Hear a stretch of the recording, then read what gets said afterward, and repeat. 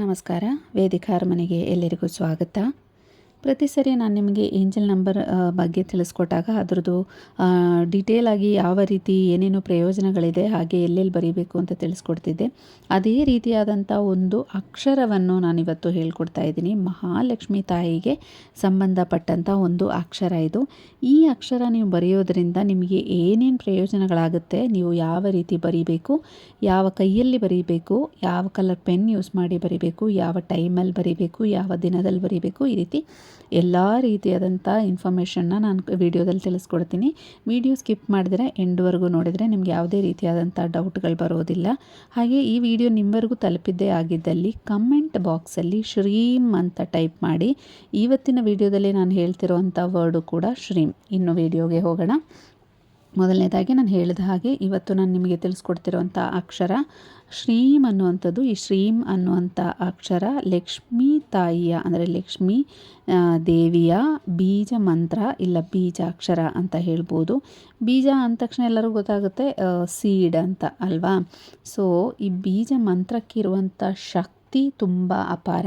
ಇನ್ನು ಈ ಮಂತ್ರವನ್ನು ನಾವು ಬರೆಯುವುದರಿಂದ ನಮಗೆ ಯಾವ ಯಾವ ಪರಿಹಾರಕ್ಕೆ ಇದು ಪ್ರಯೋಜನಕ್ಕೆ ಬರುತ್ತೆ ಅಂತ ಹೇಳೋದಾದರೆ, ಧನಪರವಾದಂಥ ಯಾವುದೇ ಒಂದು ಸಮಸ್ಯೆ ನಿಮ್ಮಲ್ಲಿದ್ದರೆ, ಅಂದರೆ ಸಾಲ ತಗೊಂಡು ತೀರಿಸೋಕ್ಕಾಗದೇ ಇರೋಂಥದ್ದು ಇರ್ಬೋದು, ಇಲ್ಲ ಯಾರಿಂದಾದರೂ ದುಡ್ಡು ಬರಬೇಕಾಗಿರುವಂಥದ್ದು ಇರ್ಬೋದು, ಆಸ್ತಿ ರಿಲೇಟೆಡ್ ಇರ್ಬೋದು, ಇಲ್ಲ ನಿಮಗೆ ಬರ್ತಿರೋವಂಥ ದುಡ್ಡು ಏನಿದೆ ಅದಕ್ಕೆ ಅಧಿಕವಾದಂಥ ಖರ್ಚುಗಳಾಗುವಂಥದ್ದು ಇರ್ಬೋದು. ದುಡ್ಡಿಗೆ ಸಂಬಂಧಪಟ್ಟಿದ್ದು ಯಾವುದೇ ಒಂದು ಸಮಸ್ಯೆ ಇದ್ದರೂ ಕೂಡ ನೀವು ಈ ಒಂದು ಪ್ರಯೋಗವನ್ನು ನೀವು ಪ್ರಯೋಜನಕ್ಕೆ ತರಬಹುದು. ಇನ್ನು ಈ ಒಂದು ಒಳ್ಳೆ ಕರ್ಮ ಮಾಡಬೇಕಾದ್ರೆ ನೀವು ಮೊದಲನೇದಾಗಿ ಗ್ರೀನ್ ಕಲರ್ ಪೆನ್ ಯೂಸ್ ಮಾಡಿದರೆ ತುಂಬ ಒಳ್ಳೆಯದು.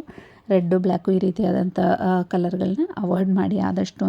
ಗ್ರೀನ್ ನಾನು ಏನಕ್ಕೆ ಪ್ರತಿ ಸರಿ ಹೇಳ್ತೀನಿ ಅಂತ ಹೇಳೋದಾದರೆ, ದುಡ್ಡು ಹಣ ಅಂತೆಲ್ಲ ಬಂದಾಗ ನಮಗೆ ಲಕ್ಷ್ಮೀ ತಾಯಿ ಹಾಗೂ ಕುಬೇರ ಸ್ವಾಮಿನೇ ಫಸ್ಟು ನೆನಪಾಗೋದು ಅಲ್ವಾ.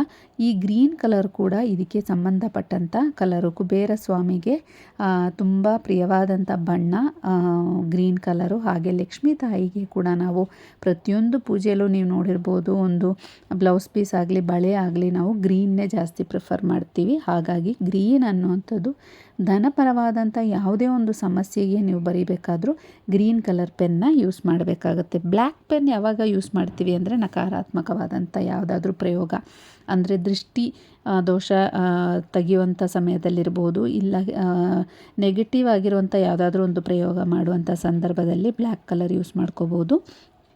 ಅದನ್ನು ಬಿಟ್ಟು ಬೇರೆ ಸಂದರ್ಭದಲ್ಲಿ ಗ್ರೀನ್ ಪೆನ್ ತುಂಬ ಉತ್ತಮ ಅಂತ ಹೇಳ್ಬೋದು. ತೀರಾ ಅದಿಲ್ಲ ಅಂದರೆ ಬ್ಲೂ ಪೆನ್ ಯೂಸ್ ಮಾಡ್ಕೋಬೋದು. ಆದರೆ ಆದಷ್ಟು ಗ್ರೀನ್ ಪೆನ್ ಯೂಸ್ ಮಾಡಿ ಇದನ್ನು ಬರೀಬೇಕಾಗುತ್ತೆ. ಇನ್ನು ನೀವು ಇದನ್ನು ಎಲ್ಲಿ ಬರೀಬೇಕು ಅಂತ ಹೇಳೋದಾದರೆ, ನಿಮ್ಮ ಎಡಗೈಯಿನ ಶುಕ್ರಮಂಡಲದಲ್ಲಿ, ನಾನು ಸ್ಕ್ರೀನ್ ಮೇಲೆ ತೋರಿಸ್ತಾ ಇದ್ದೀನಿ. ಶುಕ್ರಮಂಡಲ ಅಂತ ಹೇಳಿದ ತಕ್ಷಣ ನಿಮಗೆ ಗೊತ್ತಿರೋ ಶುಕ್ರ ಅಂದರೆ ಯಾವ ಥರ ನಿಮಗೆ ವರ್ಕೌಟ್ ಆಗುತ್ತೆ ಅನ್ನೋಂಥದ್ದು. ಶುಕ್ರ ನಿಮ್ಮ ಇದರಲ್ಲಿ ಜಾತಕದಲ್ಲಿ ಚೆನ್ನಾಗಿದ್ದರೆ ನಿಮಗೆಲ್ಲ ಒಳ್ಳೆಯದಾಗುತ್ತೆ ಅಂತ ಹೇಳೋದನ್ನು ನೀವು ಕೇಳಿಸ್ಕೊಂಡಿರ್ತಾರೆ. ಹಲವಾರು ಜನಗಳು ಅದನ್ನು ಹೇಳ್ತಿರ್ತಾರೆ. ನನ್ನ ಶುಕ್ರ ಸರಿ ಇಲ್ಲ ಅಂತ ಹೇಳ್ತಾರೆ, ಶುಕ್ರ ಚೆನ್ನಾಗಿದೆ ಅಂತ ಹೇಳ್ತಾರೆ. ಈ ರೀತಿ ಬಾಯಲ್ಲಿ ಮಾತಾಡುವಂಥ ಸಂದರ್ಭದಲ್ಲಿ ಈ ರೀತಿ ಎಲ್ಲ ಹೇಳ್ತಾರೆ. ಇದು ಏನಕ್ಕೆ ಅಂದರೆ, ಶುಕ್ರ ಸ್ಟ್ರಾಂಗ್ ಆಗಿದ್ದರೆ ನಿಮಗೆ ದುಡ್ಡಿನ ಸಮಸ್ಯೆ ಬರೋದಿಲ್ಲ, ಅಂದರೆ ಹಣಪರವಾದಂಥ ಸಮಸ್ಯೆಗಳನ್ನ ನೀವು ಫೇಸ್ ಮಾಡಲ್ಲ ಲೈಫಲ್ಲಿ ಅಂತ ಇದರ ಅರ್ಥ. ಹಾಗಾಗಿ ಈ ಜಾಗ ನಾನೇನು ತೋರಿಸ್ತಿದ್ದೀನೋ ಇದು ಶುಕ್ರದೇವನಿಗೆ ಸಂಬಂಧಪಟ್ಟಂಥ ಜಾಗ. ಹಾಗಾಗಿ ಈ ಒಂದು ಜಾಗದಲ್ಲಿ ನೀವು ಗ್ರೀನ್ ಪೆನ್ ಯೂಸ್ ಮಾಡಿ ಶ್ರೀಮ್ ಅಂತ ಬರೀಬೇಕಾಗುತ್ತೆ. ಇನ್ನು ಇದನ್ನು ಎಷ್ಟು ದಿನ ನೀವು ಇದನ್ನು ಬರೀಬೇಕು ಅಂತ ಹೇಳೋದಾದರೆ, ಇದನ್ನು ಕಂಟಿನ್ಯೂಸ್ ಆಗಿ ಇದನ್ನು ಒಂದು ಪ್ರಾಕ್ಟೀಸ್ ಆಗಿ ಇಟ್ಕೊಳ್ಳೋದು ತುಂಬ ಒಳ್ಳೆಯದು. ತುಂಬ ದೊಡ್ಡದಾಗಿ ಬರೀಬೇಕು ಅಂತೇನಿಲ್ಲ, ಯಾರಿಗೂ ಕಾಣದೇ ಇರೋಂಥ ರೀತಿಯಲ್ಲಿ ಸಣ್ಣದಾಗಿ ಬರ್ಕೊಳ್ಳಿ, ಪರವಾಗಿಲ್ಲ, ಏನೂ ಪ್ರಾಬ್ಲಮ್ ಇಲ್ಲ. ಆದರೆ ನೀವು ಇದನ್ನು ರೆಗ್ಯುಲರಾಗಿ ಪ್ರಾಕ್ಟೀಸ್ ಮಾಡೋದ್ರಿಂದ ತುಂಬಾ ಒಳ್ಳೆಯದು. ನಾನು ಆವಾಗಲೇ ಹೇಳಿದ ಹಾಗೆ ಬೀಜ ಮಂತ್ರ ಅಂದರೆ, ಬೀಜ ಅಂದರೆ ಸೀಡ್ ಅಂತ ಅರ್ಥ.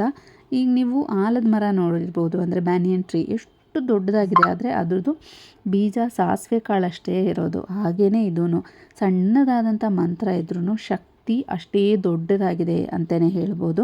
ಹಾಗಾಗಿ ಈ ಒಂದು ಬೀಜ ಮಂತ್ರವನ್ನು ನೀವು ನಿಮ್ಮ ಶುಕ್ರಮಂಡಲದಲ್ಲಿ ಬರೆದಾಗ ಅದು ಬರೆದು ಪ್ರಾಕ್ಟೀಸ್ ಮಾಡ್ತಾ ಅಂದರೆ ಪ್ರತಿದಿನ ನೀವು ಇದನ್ನು ಪ್ರಾಕ್ಟೀಸ್ ಮಾಡ್ಕೊಂಡು ಹೋಗ್ತಾ ಇದ್ದರೆ ಏನಾಗುತ್ತೆ, ನಿಮ್ಮ ಸಮಸ್ಯೆಗಳೆಲ್ಲ ದೂರವಾಗಿ ಬೆಟ್ಟದಷ್ಟು ನಿಮಗೆ ಸಿಗುತ್ತೆ, ಅಂದರೆ ಆಲದ ಮರದಷ್ಟು ಬೆಳಿಬಹುದು ನೀವು ಅನ್ನುವಂಥ ಒಂದು ಎಕ್ಸಾಂಪಲ್ ನಾನು ಹೇಳ್ತಿದ್ದೀನಿ.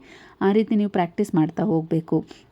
ಇನ್ನು ಇದನ್ನು ನೀವು ಕೈ ಮೇಲೆ ಬರೆಯುವಂಥ ಸಮಯದಲ್ಲಿ ಅಂದರೆ ನೀವು ಇದನ್ನು ಬೆಳಗಿನ ಜಾವನೇ ಮಾಡಬೇಕಾಗುತ್ತೆ, ಅಂದರೆ ಸಂಜೆ ಹೊತ್ತು ಮಾಡೋ ಹಾಗಿಲ್ಲ. ಶುದ್ಧಿಯಿಂದ ಮಾಡಬೇಕು. ಏಂಜಲ್ ನಂಬರ್ಸ್ ಬರೆಯೋ ರೀತಿ ಅಲ್ಲ, ಸ್ನಾನ ಮಾಡಿ ಶುದ್ಧಿಯಿಂದ ನೀವು ಬರಿಬೇಕಾಗತ್ತೆ.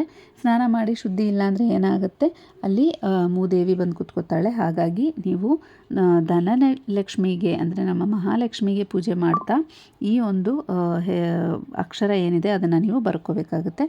ಬರೆದ ನಂತರ ಓಂ ಶ್ರೀಂ ಮಹಾಲಕ್ಷ್ಮಿಯೇ ನಮಃ ಅಂತ 7 ಸರಿ ನೀವು ಬಾಯಲ್ಲಿ ರಿಪೀಟ್ ಮಾಡಿ. ನೀವು ಬೇರೆ ಏನು ಪೂಜೆ ಮಾಡ್ತಿಲ್ಲ, ಮಂತ್ರ ಹೇಳ್ತಿಲ್ಲ, ಅದೆಲ್ಲ ಏನು ಪರವಾಗಿಲ್ಲ. ಪೂಜಾ ರೂಮಲ್ಲಿ ನಿಂತ್ಕೊಂಡು ಹೇಳಬೇಕು ಅನ್ನೋಂಥ ರಿಸ್ಟ್ರಿಕ್ಷನ್ಸ್ ಏನೂ ಇಲ್ಲ. ನೀವು ಅಕಸ್ಮಾತ್ ಮನೇಲಿ ಬರೆಯೋಕ್ಕೆ ಮರ್ತೋದ್ರೆ ನಿಮ್ಮ ಆಫೀಸಿಗೆ ಬಂದ ಮೇಲಾದ್ರೂ ನೀವು ಗ್ರೀನ್ ಪೆನ್ ಯೂಸ್ ಮಾಡಿಕೊಂಡು ಬರೆಯುವಂಥ ಸಂದರ್ಭದಲ್ಲಿ ಈ ಮಂತ್ರವನ್ನು 7 ಬಾರಿ ಹೇಳ್ಬೋದು, 7 ಸಾರಿ ಹೇಳ್ಬೋದು. ಇಲ್ಲ ನೀವು ಬೇರೆ ಎಲ್ಲಾದರೂ ನಿಂತ್ಕೊಂಡು ಬರೀತಿದ್ರು ಕೂಡ ಇದನ್ನು ನೀವು ಈ ರೀತಿ ಮಾಡ್ಬೋದಾದರೆ ಶುದ್ಧಿ ಭಕ್ತಿ ಇಂಪಾರ್ಟೆಂಟ್ ಆಗಿರುತ್ತೆ. ಇದೆರಡೂ ಮನಸ್ಸಲ್ಲಿ ಇಟ್ಕೊಂಡು ನೀವು ಈ ಒಂದು ಒಳ್ಳೆ ಕರ್ಮನ ನೀವು ಮಾಡಬೇಕಾಗತ್ತೆ. ಹಾಗೆ ನಾನು ಹೇಳಿದಾಗೆ ಶ್ರೀಮಂತ ಬರೆದ ನಂತರ ಪ್ರತಿ ಸರಿ ನೀವು ಅದನ್ನು ನೋಡಿದಾಗ ಅಲ್ಲ, ಏನೋ ಒಂದು ನೀವು ಕೈಯಲ್ಲಿ ಮಾಡುವಂಥ ಸಂದರ್ಭದಲ್ಲಿ ನೀವು ಆ ಒಂದು ಶ್ರೀಮಂತ ಬರೆದಿರೋದನ್ನು ನಿಮ್ಮ ಕಣ್ಣಿಗೆ ಕಾಣಿಸ್ದಾಗ ನಿಮ್ಮ ಸಬ್ಕಾನ್ಷಿಯಸ್ ಮೈಂಡಿಗೆ ಗೊತ್ತಿರುತ್ತೆ ನೀವು ಅದು ಏನಕ್ಕೆ ಬರೆದಿದ್ದೀರಾ ಅನ್ನೋವಂಥದ್ದು. ನಿಮಗೆ ಆಲ್ರೆಡಿ ಗೊತ್ತಿದೆ ಏನಕ್ಕೆ ಬರೆದಿದ್ದೀರಾ ಅಂತ. ಅದು ದುಡ್ಡಿಗೆ ಸಂಬಂಧಪಟ್ಟಿದ್ದು ಒಂದು ಯಾವುದೋ ಒಂದು ವಿಷಯಕ್ಕೋಸ್ಕರ ನೀವು ಅದನ್ನು ಬರೆದಿದ್ರೆ ನಿಮ್ಮ ಸಬ್ಕಾನ್ಷಿಯಸ್ ಮೈಂಡ್ ಅದನ್ನು ರಿಪೀಟ್ ಮಾಡ್ತಾ ಇರುತ್ತೆ. ಹಾಗೆ ಅದು ನಡೆಯುವಂಥ ರೀತಿಯಲ್ಲಿ ಅದು ಕನ್ವರ್ಟ್ ಮಾಡುತ್ತೆ. ಹಾಗಾಗಿ ನಮ್ಮ ಬ್ರೈನಿಗೆ ಅಷ್ಟು ಶಕ್ತಿ ಇರುತ್ತೆ, ನಮ್ಮ ಬ್ರೈನಿಗೆ ಗೊತ್ತಾಗ್ತಾನೆ ಇರುತ್ತೆ. ಅದು ನೋಡಿದಾಗೆಲ್ಲ ನಿಮಗೆ ನೆನಪಾಗುತ್ತೆ ನೀವು ಏನಕ್ಕೆ ಬರ್ದಿದ್ದೀರಾ ಅನ್ನೋದು ನೆನಪಾಗುತ್ತೆ ಅಲ್ವಾ. ಹಾಗಾಗಿ ಅದು ಮೈಂಡಲ್ಲಿ ಅಂದರೆ ನಿಮ್ಮ ಬ್ರೈನಲ್ಲಿ ರಿಪೀಟ್ ಆಗ್ತಾನೇ ಇರುತ್ತೆ. ಹಾಗೆ ಈ ಒಂದು ಮಂತ್ರಕ್ಕಿರುವಂಥ ಶಕ್ತಿ ಅಂದರೆ ದೇವ್ರ ಮೇಲೆ ನಾವೆಷ್ಟು ನಂಬಿಕೆ ಇಟ್ಟಿರ್ತೀವೋ ಅಷ್ಟೇ ಶಕ್ತಿ ಆ ಮಂತ್ರಕ್ಕಷ್ಟಿರುತ್ತೆ. ಹಾಗಾಗಿ ಆ ಮಂತ್ರ ಆ ಒಂದು ವರ್ಡ್ ಏನಿದೆ, ಆ ಒಂದು ಅಕ್ಷರ ಏನಿದೆ ನಿಮ್ಮನ್ನು ಅಷ್ಟು ಎತ್ತರಕ್ಕೆ ಬೆಳೆಯೋಕ್ಕೆ ಸಹಾಯ ಮಾಡುತ್ತೆ. ಹಾಗಾಗಿ ತುಂಬ ಶಕ್ತಿ ಇರುವಂಥ ಒಂದು ಪ್ರಯೋಗ ಇದು ಒಳ್ಳೆ ಭಕ್ತಿಯಿಂದ ಒಳ್ಳೆ ಮನಸ್ಸಿನಿಂದ ನೀವು ಇನ್ನು ಯಾವ ದಿನ ಸ್ಟಾರ್ಟ್ ಮಾಡ್ಬೋದು ಅಂದರೆ ಶುಕ್ರವಾರ ದಿನ ಆದರೆ ತುಂಬ ಒಳ್ಳೆಯದು. ಇಲ್ಲ ಅಂದರೆ ನೀವು ಭಾನುವಾರ ದಿನ ಇಲ್ಲ ಯಾವುದಾದ್ರೂ ಒಂದು ದಿನ ನಿಮಗೆ ಕಂಫರ್ಟಬಲ್ ಇದೆ ಅಂದರೆ ಆ ಒಂದು ದಿನದಲ್ಲಿ ನೀವು ಇದನ್ನು ಸ್ಟಾರ್ಟ್ ಮಾಡ್ಕೋಬೋದು. ಬೇರೆ ರಿಸ್ಟ್ರಿಕ್ಷನ್ಸ್ ಏನೂ ಇಲ್ಲ. ಶುಕ್ರವಾರ ಮಾಡಿದರೆ ತುಂಬ ಒಳ್ಳೆಯದು ಅಷ್ಟೇ. ಆದಷ್ಟು ಶುಕ್ರವಾರ ಸ್ಟಾರ್ಟ್ ಮಾಡೋಕ್ಕೆ ಟ್ರೈ ಮಾಡಿ. ಅದಾದಮೇಲೆ ರಿಪೀಟ್ ಮಾಡ್ಕೊಂಡು ಹೋಗಿ ಪ್ರತಿದಿನ ಇದನ್ನು ಮಾಡ್ತಾನೇ ಹೋಗಿ. ನಿಮಗೆ ನೆನಪಾದಾಗೆಲ್ಲ ಅಲ್ಲಿ ಬರೀರಿ. ಅದು ಅಳಿಸೋಗಬಾರ್ದು ಅನ್ನೋಂಥ ರಿಸ್ಟ್ರಿಕ್ಷನ್ಸ್ ಏನೂ ಇಲ್ಲ. ಅಟ್ಲೀಸ್ಟ್ 1/2 to 1 hour ನಿಮ್ಮ ಕೈಯಲ್ಲಿ ಇರಲೇಬೇಕಾಗುತ್ತೆ. ಕೆಲವ್ರ ಕೈ ಸ್ವೆಟ್ ಆಗುವಾಗ ಏನಾಗುತ್ತೆ ಅದು ಅಳಿಸೋಗುತ್ತೆ. ಅದರಿಂದ ಟೆನ್ಷನ್ ಮಾಡ್ಕೊಳ್ಳೋವಂಥ ಅವಶ್ಯಕತೆ ಏನೂ ಇಲ್ಲ.